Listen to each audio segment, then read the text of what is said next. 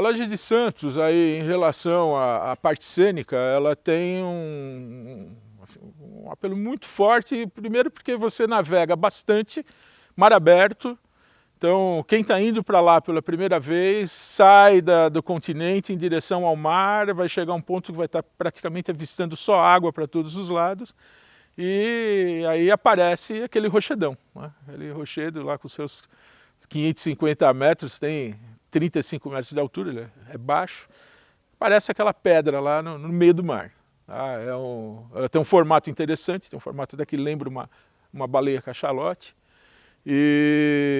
Então, assim, o cenário ali já tem essa parte bastante especial, né?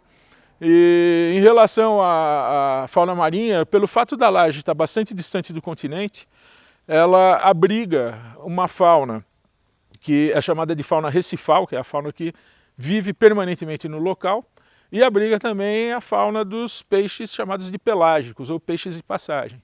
Então são cardumes que frequentemente estão visitando ali aquele ambiente em busca de alimento, em busca de ponto de abrigo, de ponto até de acasalamento, e conseguem então com isso juntar uma riqueza ali de fauna muito importante.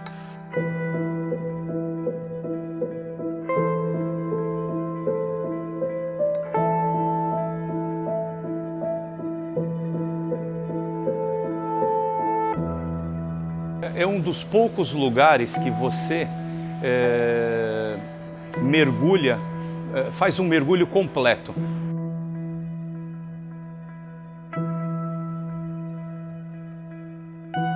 Você tem a sensação de estar num grande aquário.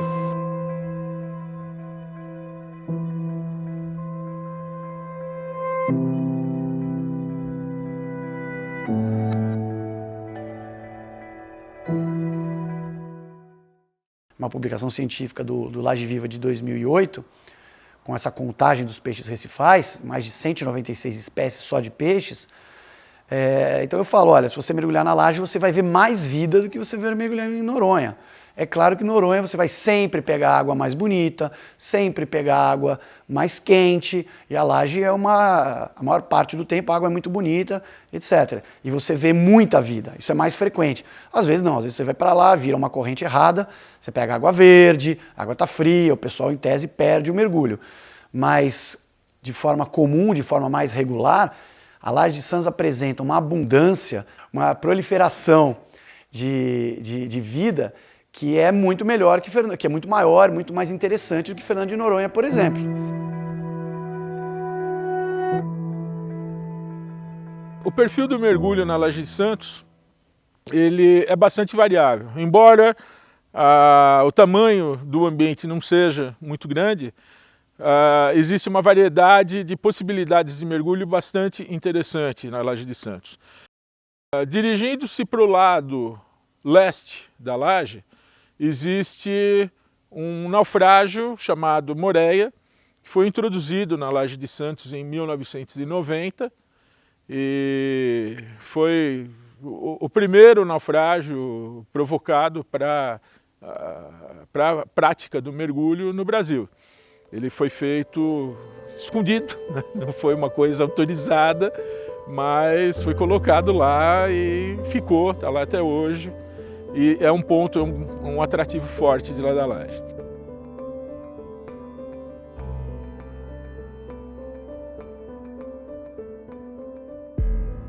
Não havia um naufrágio lá, porque barcos de madeira que haviam batido, haviam se desmanchado. Então eu precisei arrumar um barco de aço, que já estava enferrujado, e foi fácil comprar, porque comprei a preço de ferro velho. Depois tapei os buracos que tinha e levei a reboque até lá, pensando que ele ia naufragar muito rápido, mas não foi isso. Demorou umas 3 horas para afundar com todas as tomadas de água abertas, ele ainda demorou muito tempo. Mas depois afundou exatamente onde eu queria. E o mais interessante é que, como ele afundou no fundo arenoso, era o único ponto, vamos dizer assim, que aguentava a maré, né? Aguentava o embate das ondas, o mar bravo. E passou a ser um local com uma vida marinha incrível. Passou a ter uma vida ali dentro do Moreia, em volta dele, inclusive as raias gigantes que habitavam lá, as jamantas, passaram a ficar, vamos dizer assim, nadando em volta dele. Eu não sei porquê. Talvez por ser uma coisa nova, não sei. Mas que contribuiu muito, contribuiu tanto do ponto de vista ecológico, vamos assim dizer, né? Para trazer habitantes para aquela região, e do ponto de vista turístico, porque não havia naufrágio lá. Então agora tinha mais algo para se ver, um naufrágio. Por isso que chamam de pedra mágica.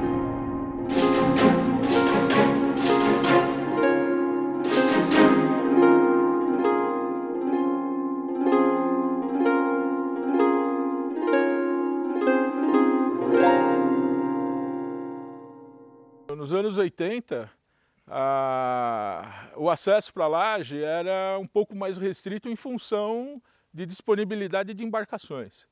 Nós costumávamos viajar para lá numa escuna, que saía da ponta da praia, e em condições boas de mar, o tempo de viagem era em torno de 3 horas e meia a 4 horas.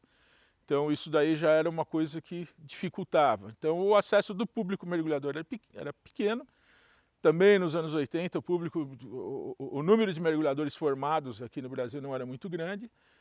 Existia o pessoal que ia para lá para pescar, mas sempre com muita dificuldade.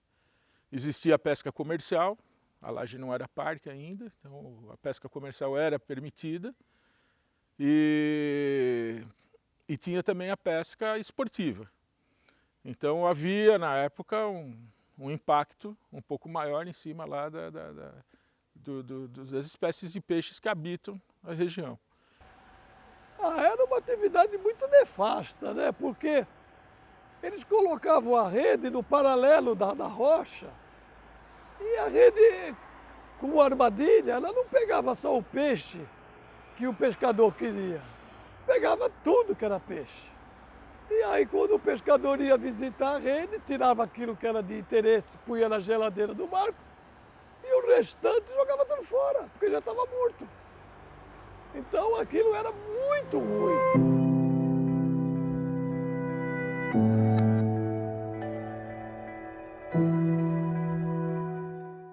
O parque foi criado em 93, né?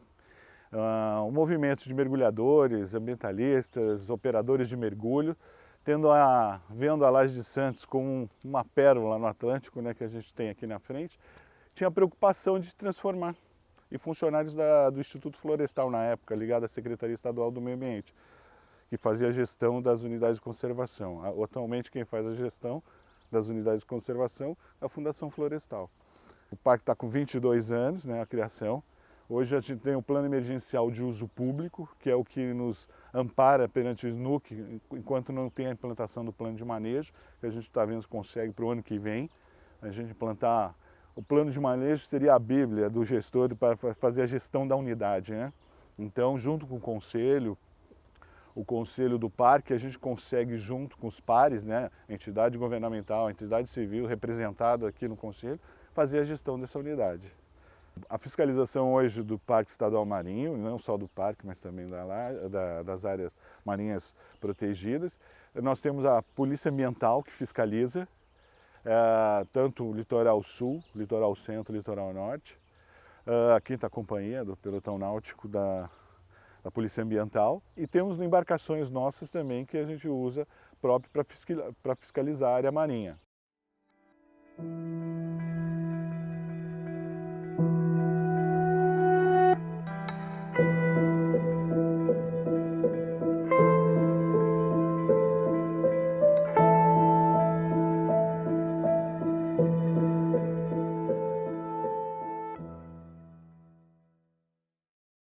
Instituto Laje Viva está completando 12 anos, ele foi criado em 2003, ou seja, 10 anos depois da criação do parque, 10 anos depois da elevação daquela área à condição de unidade de conservação, a condição de Parque Estadual Marinho da Laje de Santos. Foi o primeiro parque marinho, né, do estado de São Paulo. E 10 anos depois a gente ainda notava que mesmo sendo uma área protegida, mesmo sendo uma área de parque, ainda acontecia muita pesca ilegal, ainda acontecia muita visita de caçador submarino. E a gente sabia que a presença do mergulhador naquela região era uma presença muito marcante, muito importante, porque os olhos do mergulhador eram os olhos que protegiam aquela área. Então a gente assumiu isso como uma responsabilidade nossa, dos mergulhadores. Então foi um grupo de mergulhadores que começou o Laje Viva para auxiliar nesse olhar, né, de preservação. O projeto Mantas do Brasil, ele é curioso porque apesar dele ser um projeto do Laje Viva, o embriãozinho dele nasceu antes mesmo do Laje Viva nascer. Isso em 2001, quando o mesmo grupo de mergulhadores que acabou iniciando o Laje Viva, mergulhando como turistas regularmente no parque, acabou se deparando com as mantas gigantes. Obviamente é uma experiência assim que eu realmente desejo que todo ser humano de bem passe um dia na vida, porque é um encontro maravilhoso, é um encontro de qualidade com um animal curioso, dócil, ao que tudo indica, muito inteligente, que vem para cima do mergulhador realmente propiciar uma interação muito bacana. Então em 2001 a gente teve essa experiência e através das fotos que a gente fez num mergulho de turismo, a gente acabou vendo que era possível distinguir um animal do outro pelas marcas que elas têm na barriga. E a partir de então a gente começou a colecionar figurinhas. A gente ia na época da visitação sazonal das Raias Mantas, intensificando os mergulhos para poder trazer o maior número possível de registros. Então virou uma coleção de registros. Essa coleção de registros, que começou antes mesmo do Laje Viva, na mão de um biólogo que sabia o que estava fazendo, né, o biólogo Osmar, virou uma publicação científica mostrando a sazonalidade da visita desse gigante marinho à região da Laje de Santos, à região do litoral paulista. E esse ano nós lançamos o Banco Brasileiro de Mantas. É uma ferramenta digital que está à disposição, né, de todos, é de consulta pública. Então a gente não acredita muito em pesquisa marinha daquelas que a gente só, né, guarda na gaveta. Pesquisa marinha é bacana quando ela ajuda, quando ela é ferramenta de preservação. Então todo o nosso banco de dados de mantas está disponível pela internet, no site do Projeto Mantas do Brasil.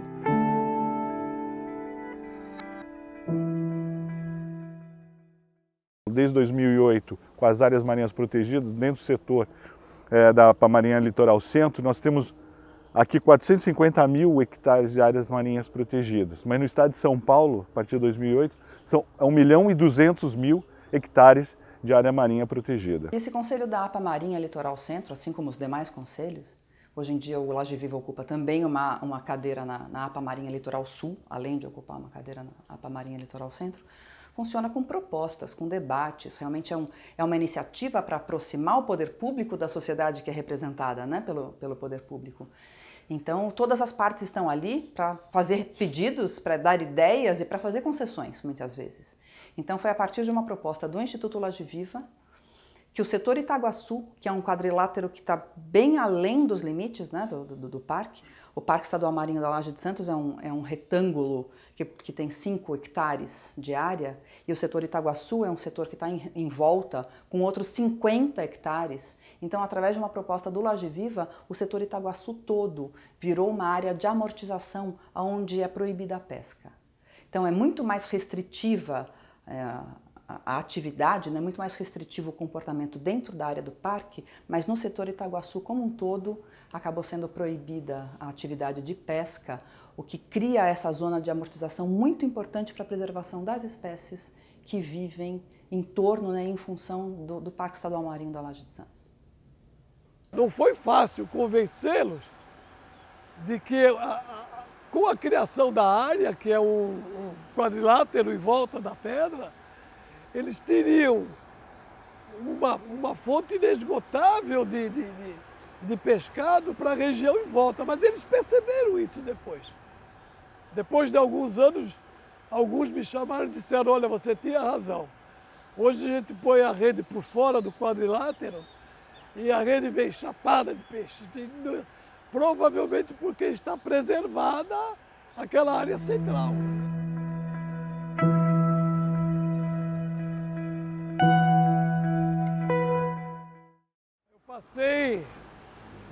eu passei muito mais tempo com aquela pedra do que com a família. Se você levar em conta os momentos de reunião familiar, que geralmente acontece sábado, domingo e feriado, eu estava lá. Isso trouxe alguns problemas do ponto de vista familiar, sabe? Houve É evidente que a esposa ficou chateada, a filha também, né? Eu cheguei até a apelidar o local com uma grande pedra mágica. Porque aquilo é muito especial, não tem... Só quem visita é que consegue entender. Né? Você sai daqui no meio do oceano sem ver nada, de repente no meio da viagem a gente começa a avistar uma pedra no meio do oceano e fala, mas o que é isso aqui? E aquilo é fantástico. Zelagem é um lugar tão especial, é um lugar que conquista a gente, sabe? Ela acaba se tornando aí uma paixão do mergulhador e um marco na vida aí de quem pratica essa atividade. A Laje de Santos, a gente costuma dizer que você pode mergulhar lá 10, 20, 30 anos e todo mergulho é uma grande surpresa. Mas se você me pergunta a experiência mais inusitada, ela ocorreu num lindíssimo domingo de Páscoa, dia 8 de abril de 2012, quando eu fui sozinho num barco de operação. Haviam 8 pessoas que foram passear, porque domingo de Páscoa está todo mundo com a família. Só que tinham lá 8 sem famílias e como havia sido avistado uma raia-manta de longe no sábado, então o pessoal do projeto me ligou e falou, olha, você pode ir no domingo? Eu falei, posso.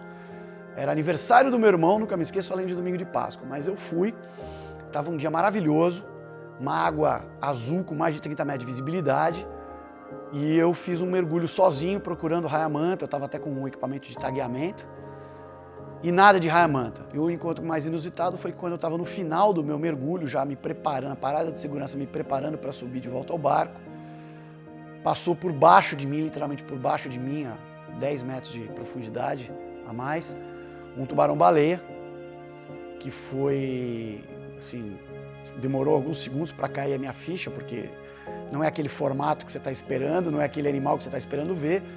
E eu tive a oportunidade de fazer o registro dele inteiro e existe um projeto de fotoidentificação desse animal. Então você tem que fazer a foto dele dos dois lados na área da nadadeira peitoral, na lateral, né? Então eu consegui, ele passou embaixo de mim, consegui fazer esse registro. Depois de alguns minutos ele voltou, na verdade ela voltou. E foi o registro da maior... Existem alguns registros, né, de tubarões-baleia na costa brasileira. Não é tão comum, mas não é tão raro também. Mas esse foi o maior tubarão-baleia registrado na costa brasileira e o primeiro registro de uma fêmea grávida. Um tubarão de 12,5 metros aproximadamente, confirmado aí pelas medições dos especialistas do EcoOcean, que é o banco de dados mundial, onde esse encontro está registrado. E eu tive a oportunidade de batizar até esse animal, essa fêmea grávida, que eu dei o nome de Gaia, né, em homenagem à minha esposa. E foi assim, o encontro mais inusitado, mais fantástico, apesar de todos os outros sensacionais, com raias-mantas e até com tubarões. Mas esse realmente foi o mais inusitado de todos.